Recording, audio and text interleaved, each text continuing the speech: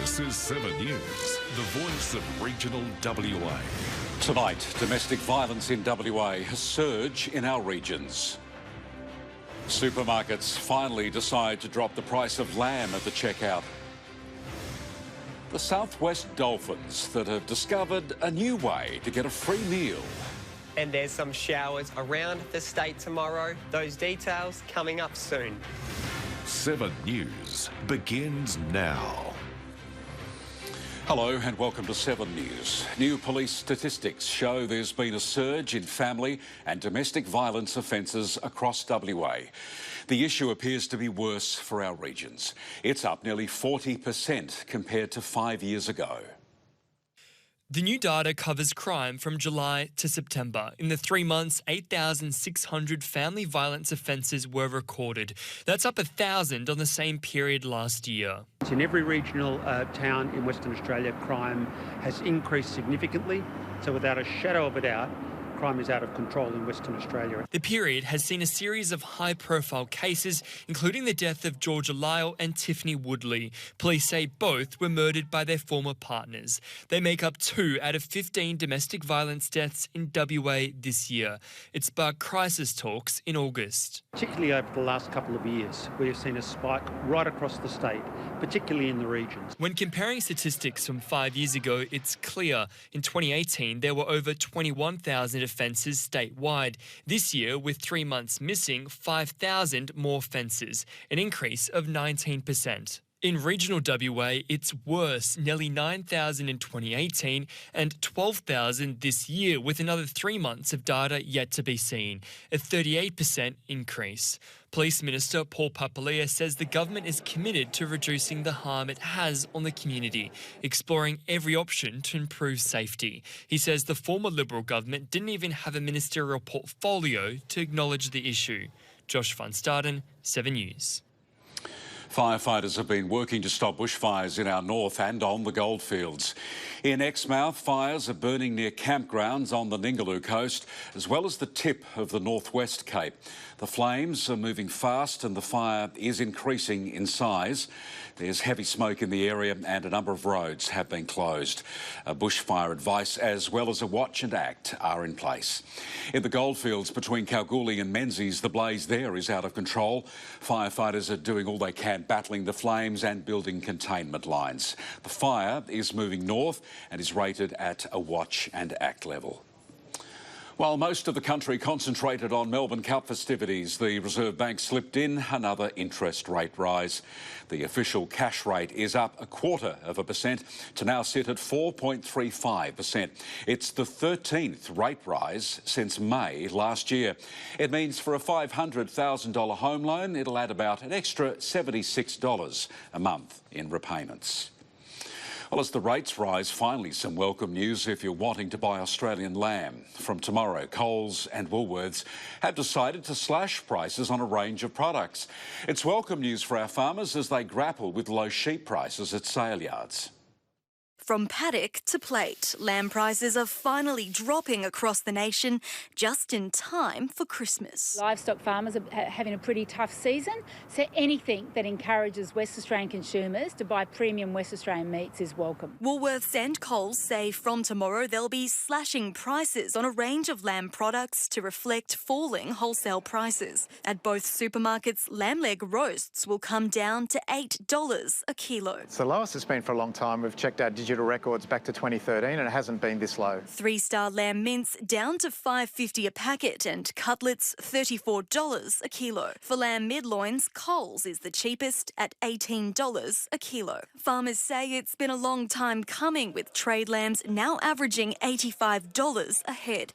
That's about half of what they were worth a year ago. No, I absolutely think it's a good news story and that'll actually provide people with well-priced, good food in the cities. A dry spring, poor prices and drop in confidence for the future has seen WA farmers flood the domestic market with sheep. The oversupply has forced some meat processors to work 6 days a week, but finally, some relief. Anything that encourages more consumption of West Australian red meats is fantastic. It'll help clear the backlog a bit quicker, I hope, and hopefully prices will push up a bit sooner, and hopefully people will be excited about the fact that they can get land for a good price. Jenny Shon, 7 News. WA students who get caught smoking e-cigarettes are in for a rude shock. The state government is pushing new punishment plans into schools. The tough love approach is part of a statewide crackdown on vaping. Lucy Murray explains. It's a tough new policy for the biggest behavioural issue in WA schools. Students caught smoking will lose their good standing and miss out on fun events like camps and school balls. The mandatory statewide penalties for public school students were announced in addition to a new education program for children as young as 9. Years 5 to 7 will be taught about the dangers of e-cigarettes. To ensure that students, before they go to high school, are educated in the dangers of vaping. It's illegal to sell or possess nicotine vapes in Western Australia without a medical prescription. Border Force today seized 35 tonnes of suspected nicotine e-cigarettes with a street value of $11 million. But that's just the tip of the iceberg. WA climate activist Jesse Noakes has been fined $1,000 in a novel case that flipped the burden of proof. Noakes freely admitted he refused to hand his mobile phone and laptop data to police. The conviction hinged on whether he could prove he had a reasonable excuse to refuse. Today, a magistrate found he didn't. Noakes had claimed people could die if he handed the information to officers. But Magistrate McLean found that wasn't proved. Destructive flocks of corellas in the southwest have come back for the season. The pest was introduced from the east coast and has become well known for its screeching and destructive behaviour. Bunbury Council has asked the public to keep an eye out for the birds as we move into their season. It is a significant issue. The City of Bunbury is very serious about managing it in the best way we can. It is a tricky and it's a divisive issue, but yeah, we really like the community to work with us to help us solve this issue. If you see the birds, make a report through the council's website. Well, they say you can't teach an old dog new tricks. Well, tonight we can tell you that's not the case when it comes to dolphins in our southwest. In order to get themselves a free feed, the mammals have come up with a way to snaffle the bait from crab nets. When dropping a crab net, you wouldn't expect a dolphin to steal your catch before you've even caught it. But these cheeky creatures have worked out a way to sneak in an easy meal. It's actually not stealing, really, because we're putting food in front of an animal and say, don't take it. Well, they can't read. A drone pilot here at Bunbury's Dolphin Discovery Centre quickly discovered the mischief while crab fishing. The vision captured a world first. Since then, researchers have been studying the behaviour. So why do the dolphins do it? That is the big mystery and the $1 million question. There's always two ways how animals learn, vertical and horizontal. Vertical, it comes from mum to pup. And horizontal means you learn it from a peer by observing somebody you hang out with. The next step, a solution to benefit everyone. That there's one way of baiting a crab pot, and that's what we try to communicate now, that is secure for the bait and secure for the dolphin, because he can't get to that bait anymore. He will learn, I can't get it, they scan it, they swim off. The crab fisherman keeps his bait, gets his crabs, and everyone is happy. The videos captured have been turned into a short film. It's now running every day inside the Dolphin Discovery Centre. Amanda Sabatino, 7 News. Slightly cooler conditions in the state south today. With the details, here's Julian Vicentini. Thanks, Noel. A trough in our north pushed eastward today as a high pressure ridge over the Indian Ocean continues to extend through the Pilbara. Tonight, stormy conditions will continue in the Pilbara, in our north and in the Eucla. Taking a look at today's temperatures, it reached 40 degrees in Kununurra and Fitzroy Crossing, mostly sunny and 33 degrees in Broome. And further down the coast, it was hot in Port Hedland, reaching 42 just before 2 p.m. A low of 19 degrees along the central west coast, 15 the overnight low before reaching 34 in Morawa. Moving inland, it was warm in the northern parts of the Goldfields, 38 degrees in Laverton. Sunny top of 26 in Bunbury and Busselton, and there was some cloud cover along the southeast coast. Esperance reached its maximum just before 10:30 this morning.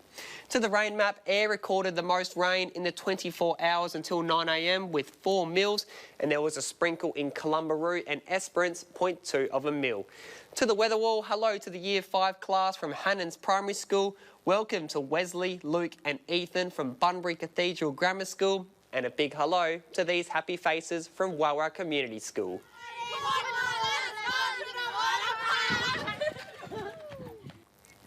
Well done, everyone. I'll have tomorrow's forecast after sport. OK, thanks, Julian. And ahead on 7 News, a milestone for one of our state's oldest regional shows. And a new lease of life for a Midwest landmark.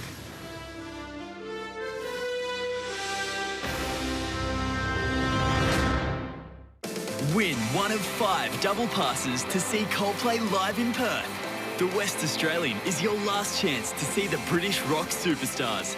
Simply pick up a copy of Saturday's paper, get your unique code and enter it online for your chance to get into the sold-out show. Only in the West Australian Saturday. Fortescue Metals Group has reportedly abandoned a huge renewable energy project in the Pilbara. Over 10,000 hectares of land had been set aside for the gigantic solar farm and 340 wind turbines. It would have been a clean source of energy to power Fortescue's iron ore operation by the company's 2030 target to achieve carbon neutrality. The energy hub would have had a capacity of up to 5.4 gigawatts. Our southwest has been the backdrop for several successful fundraising events. At the weekend, Bustleton's Jaunt Up the Jetty raised over $4,000 for the Charlie Teo Foundation for brain cancer research. The event was run by Nina Concannon and her friend Karen after Nina was diagnosed with brain cancer. And then there was the Relay for Life in Bunbury. It well and truly smashed its fundraising goal, pulling in more than $200,000 for the Cancer Council. Teams worked in relay for 24 hours at the weekend. Albany's Agricultural Show is back for its 134th year. The 2-day event brings in thousands of locals plus competitors from across the state, and this year some new furry faces will be joining the team. Albany's show has come a long way since 1889. It's now filled with rides, competitions, fireworks and exhibits. And this Friday, all the carnival favourites will return. We're looking forward to a really good show. We've got a huge amount of exhibits again. All our pavilions are full. You'll find cooking demonstrations, woodwork and flower displays, even all the entries for the creative craft competition. Have about 19 categories. It's definitely for all the family, lots of Lego. We get so many Lego entries, which is awesome. This year, children can also expect a new cuddly farm with baby goats, and a new circus joins the entertainment lineup. Through the gate, we have somewhere between 15 and 20,000 people come through in 2 days. On an average around that 18,000 mark.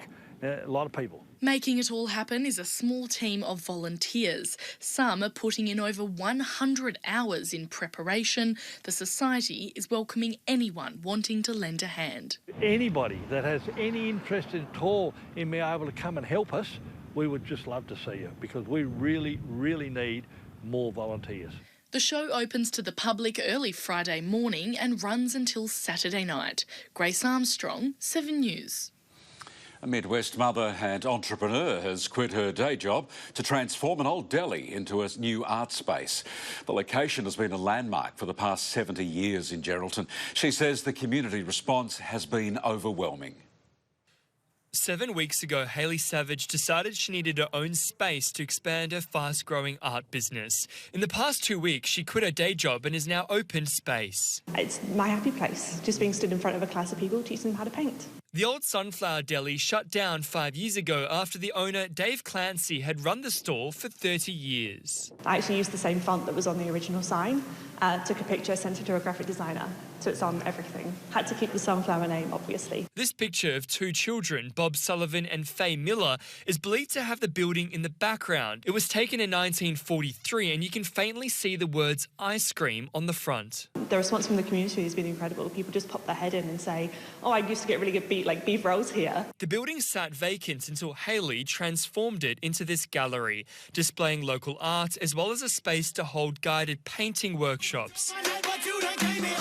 The local men's shed has helped build some custom tables. There wasn't really anything in the middle for local artists, so that's where I very much want to come in as a gallery space that also facilitates things like workshops and classes. Popular paint and sip classes have been at the centre of her success. She says many people want to try new experiences rather than a typical night out. Josh van Staden, 7 News. You're watching 7 News across regional Western Australia. Sport is next, and tonight a tough day at the office for our Sheffield Shield cricketers. And the Melbourne Cup winning jockey who started his career in the Midwest pulls off an impressive feat.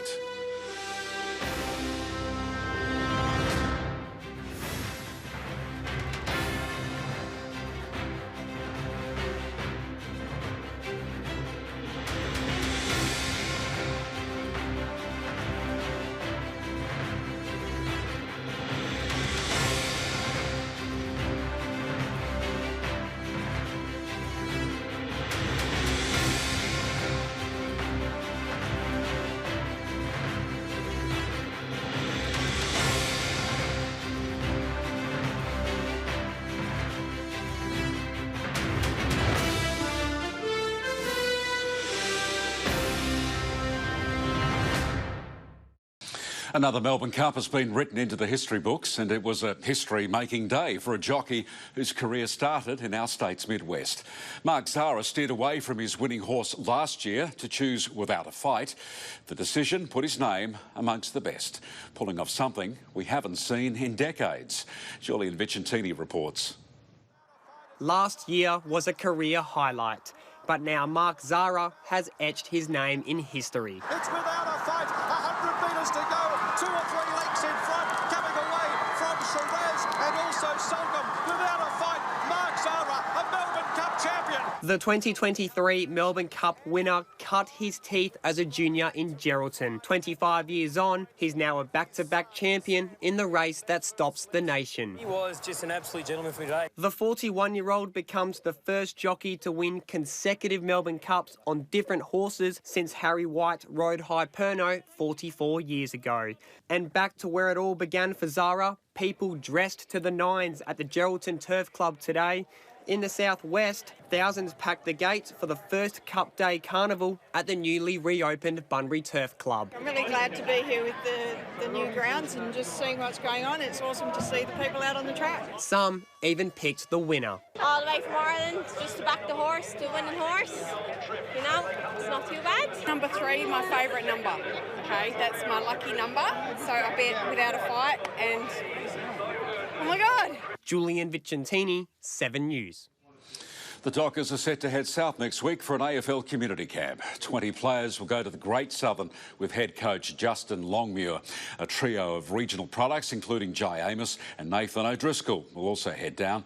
The Dockers will be visiting schools in Albany, Mount Barker and Denmark before workshops on Friday and Saturday. The community camp visited Bunbury and Busselton last season.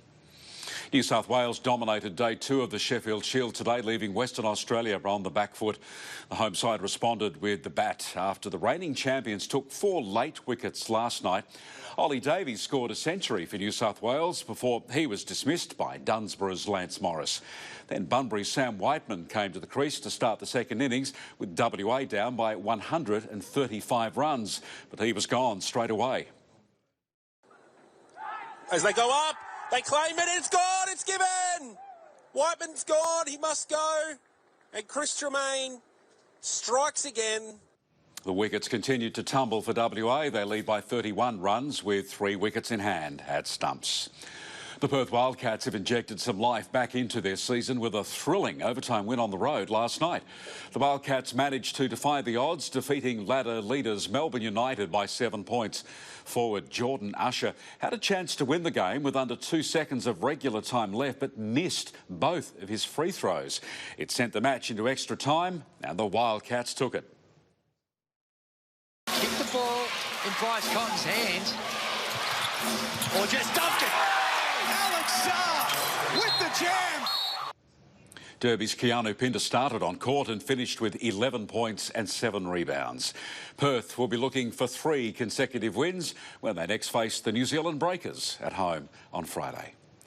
Julian's next with the weather, and then in 7 News at 6. Towies behaving badly. Police turn up the heat on their dodgy tactics with a new crackdown. Welcome back. Showers and thunderstorms will remain in our north right through to the weekend as a broad trough remains over inland northern parts of the state. Wednesday will also see a weak trough develop from the Gascoyne to the lower west. It will move eastward during the day, being pushed by a cold front which will brush the far southwest corner on Thursday morning. This will bring some early showers over the region and areas of the south coast. Those conditions will stick around on Friday and expect slightly cooler temperatures through the goldfields. And as we look at the weekend, as mentioned, those showers and thunderstorms will stick around right through to Saturday with possible similar conditions down lower parts of WA. Now looking at tomorrow's temperatures, 43 in Wyndham, 42 in Kununurra, cloudy and 37 degrees in Halls Creek, possible storms in Fitzroy Crossing, sunshine in Karratha, 42 the top in Marble Bar and 39 degrees in Newman. Warm in the Gascoyne Junction tomorrow, 39 the top. Similar conditions in Murchison and Meekatharra, 28 and sunny in Geraldton, and clear skies in Jurien Bay, Dalwallinu and Mora. A cool morning in Collie and Busselton, a low of 9 degrees, 23 the top in Augusta, much the same in Albany, a low of 8 in Bridgetown, partly cloudy in Katanning, and mostly sunny conditions in the Wheatbelt, 35 degrees in Northam and 33 in Southern Cross. A low of 12 before reaching 31 in Lake Grace, partly cloudy in Esperance and Norseman, and there will be clear skies in the Goldfields, 32 in Kalgoorlie, hot in Leinster and 35 degrees in Laverton. To local waters, light to moderate winds on our north and in our north tomorrow and along the Ningaloo coast. Swells will reach up to 2 metres high on the Gascoyne coast. 2.5 metre swells on the Lancelin coast tomorrow, and there's some light winds along the Lewin coast. On the Esperance coast, expect winds to reach up to 20 knots east of Hopeton in the evening, and swells will reach up to 2 metres in height on the Eucla coast. Taking a look around the rest of the country, possible storms in Darwin, Canberra and in Melbourne, 27 in Adelaide, and in Perth a sunny top of 30 degrees. Enjoy your evening. Good night. Thank you, Julian. And that is local news for today. We'll be back tomorrow night live at 5:30. Our team from Perth is next. From all of us here, good night, Western Australia.